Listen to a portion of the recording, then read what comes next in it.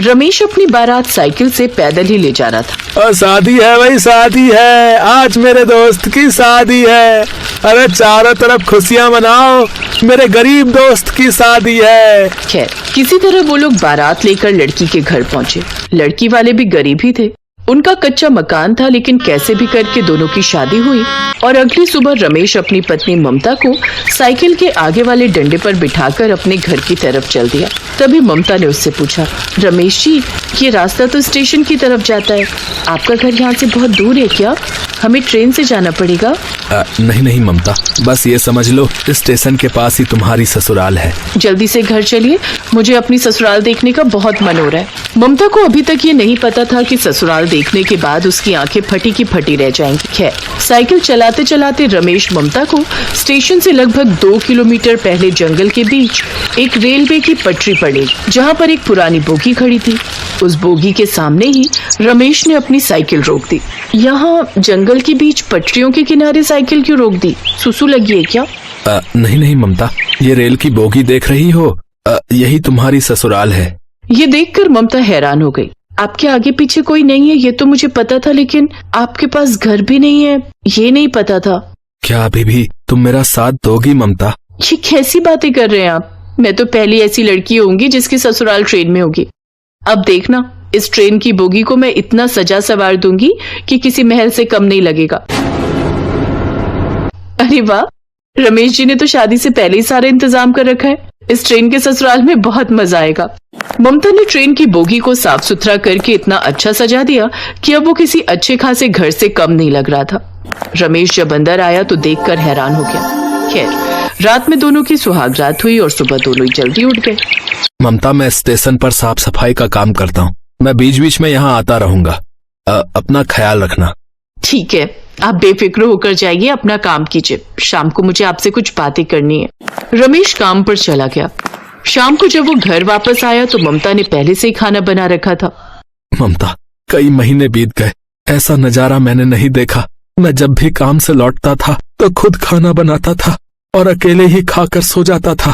तुम्हारे आने से इस ट्रेन में रौनक आ गई है। खाना खाने के बाद दोनों आपस में बातें करने लगे। आखिर हुआ क्या था आपके साथ? ममता, तुम मेरी पत्नी हो, तुम्हें मेरी जिंदगी में सब कुछ जानने का अधिकार है। कुछ सालों पहले मैं भी अपने बूढ़े माँ बाप के साथ यहाँ से 5 किलोमीटर दूर चंदनपुर गांव में रहा करता था। हमारा एक कच्चा मकान था जिसमें हम सब हंसी खुशी रहते थे। पिताजी खेती करते थे और मैं मेहनत मजदूरी करके कमा लिया करता था। तभी एक रोज पिताजी की तबीयत कुछ ज्यादा ही खराब हो गई। डॉक्टर ने कहा, देखिए, मैंने आप लोगों से कितनी बार कहा है कि इन्हें अस्पताल में भर्ती करा दो, लेकिन आप माने ही नहीं मेरी बात। कैंसर 2nd स्टेज पर जा चुका है, जल्द इन्हें अस्पताल में भर्ती नहीं कराया तो कुछ भी हो सकता है। डॉक्टर साहब, आज ही पिताजी को अस्पताल में भर्ती कर लीजिए, मैं 1-2 दिनों में पैसे का इंतजाम कर लूंगा। देखिए, पहले सारी फॉर्मेलिटी पूरी करनी पड़ेगी, फीस जमा करनी पड़ेगी, उसके बाद ही इन्हें एडमिट किया जा सकता है। जब पैसे हो जाएं तो अपने पिताजी को लेकर हॉस्पिटल आ जाना। इतना बोलकर डॉक्टर साहब वहां से चले गए।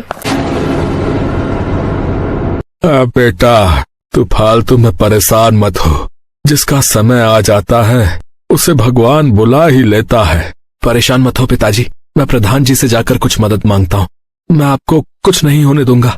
माँ, आप यहीं पिताजी का ख्याल रखना, मैं थोड़ी देर में आता हूँ। रमेश उसी वक्त भागता हुआ प्रधान की हवेली पहुंच गया और उनके सामने गिड़गिड़ाने लगा। प्रधान जी, मेरे पिताजी की तबीयत बहुत खराब है, अगर उन्हें जल्दी हॉस्पिटल में नहीं भर्ती किया तो कुछ भी हो सकता है। मुझे सख्त 10 लाख रुपए की जरूरत है।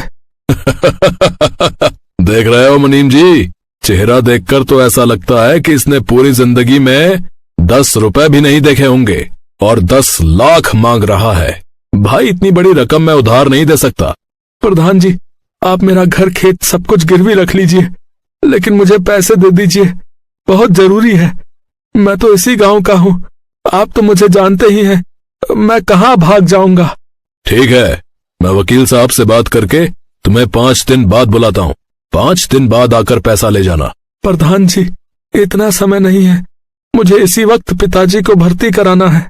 देखो, हमारे वकील साहब बाहर गए हैं, जब वो आएंगे तुम्हारा साइन हो जाएगा, तभी मैं तुम्हें पैसे दे सकता हूँ। अगर ज्यादा जल्दी है तो चोरी करो, डाका डालो, यहाँ मेरा सर मत खाओ। मुनीम जी, बाहर निकालो इस भिखारी को यहाँ से। प्रधान के आदमियों ने उसे धक्के मारकर भगा दिया। फिर 5 दिन बाद मुनीम रमेश को बुलाने आया। रमेश भागकर प्रधान जी के घर गया। उसने उनके कागजों पर बिना देखे ही साइन कर दिए और पैसे लेकर वापस आ गया। उसने तुरंत अपने पिता को अस्पताल में एडमिट तो कर दिया, लेकिन अब समय काफी हो चुका था। अगले दिन उसके पिता स्वर्ग सिधार गए। मैंने तो पहले ही कहा था कि इन्हें जल्द से जल्द एडमिट कराना पड़ेगा, लेकिन आप लोगों ने पैसों का इंतजाम करने में बहुत देरी कर दी। ले जाइए इन्हें। पिताजी के गुजर जाने के बाद उनके गम में मेरी माँ भी चल बसी। मैं इधर उधर साफ सफाई और झाड़ू लगाने का काम करने लगा। अब वो घर मुझे काटने को दौड़ने लगा था। फिर 1 महीने बाद प्रधान जी अपने वकील को भेजा। तब मुझे पता चला कि उन्होंने धोखे से मेरा घर, मेरे खेत सब अपने नाम करवा लिए थे। मुझे उस वक्त पैसों की इतनी जरूरत थी कि मैंने कागज पढ़े ही नहीं, ऐसे ही साइन कर दिए थे। रमेश की कहानी सुनकर ममता की आंखों में आंसू आ गए। आप चिंता मत कीजिए, जो बीत गया उसका तो कुछ नहीं कर सकते, लेकिन जिन्होंने हमारे साथ गलत किया है उनसे हम बदला तो जरूर लेंगे। मैं आपका साथ दूंगी। अब रमेश और ममता दोनों मिलकर स्टेशन पर काम करने लगे।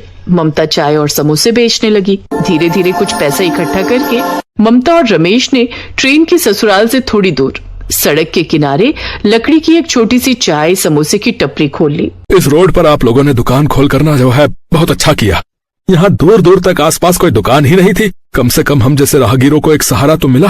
अब सुबह से शाम तक उनकी दुकान पर लाइन लगा करती थी।